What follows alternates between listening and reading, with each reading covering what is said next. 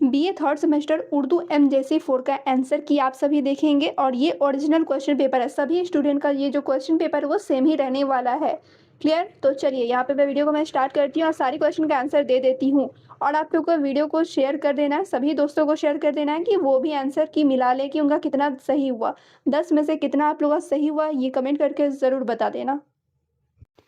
यहाँ पर आप लोग देखेंगे सबसे पहला जो सवाल है, उर्दू का पहला साहिब दीवान शायर कौन है? तो कली कुतुब शाह है। यहाँ पे सबसे पहला जो 1 में ऑप्शन में दिया हुआ है वही राइट आंसर हो जाएगा। अलिफ का 1 सही जवाब हो जाएगा। सभी स्टूडेंट का जो क्वेश्चन पेपर है उर्दू एमजेसी 4 का सेम ही है, इसलिए आप लोग आराम से मिला सकते हो।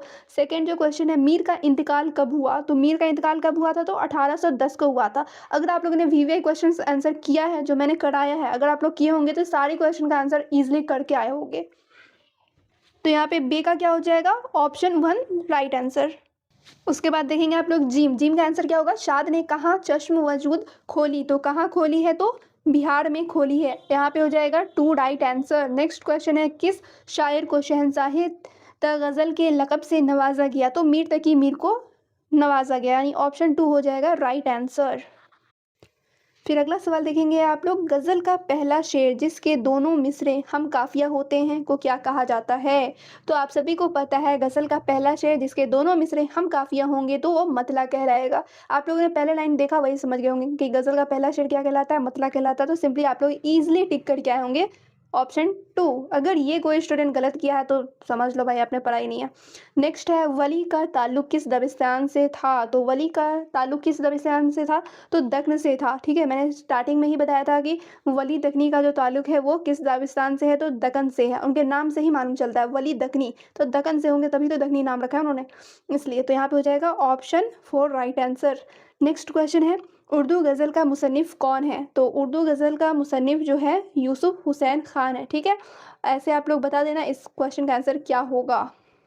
अब अगला सवाल यहाँ पर आप लोग देखेंगे कि गज़ल का आखिरी शेर क्या कहलाता है? तो गज़ल का आखिरी शेर क्या कहलाएगा? तो मक्ता कहलाएगा। ठीक है, यहाँ पे ऑप्शन 2 हो जाएगा राइट आंसर। फिर नेक्स्ट है, उर्दू के पहले गज़ल गो शायर कौन हैं? तो पहले गज़ल गो शायर अमीर खुसरो हैं, ऑप्शन 2 हो जाएगा राइट आंसर। फिर आप लोग देखेंगे अगला सवाल, नूरुल हसन नकवी ने किस शायर को दबिस्तान अज़ीम आबादी की आबरू कहा है?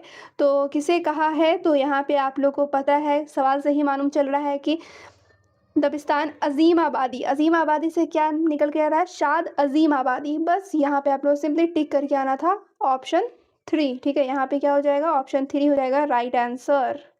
तो आप लोग का 10 में से कितना क्वेश्चन सही हुआ कमेंट करके ज़रूर बता देना। और किसी सब्जेक्ट के आप लोग आंसर की चाहिए वो भी कमेंट कर देना, मैं उस पर भी एक प्रॉपर वीडियो बना दूँगी। तो चलिए फिर मिलती हूँ दूसरे वीडियो में। वीडियो को ज़्यादा से ज़्यादा शेयर करें।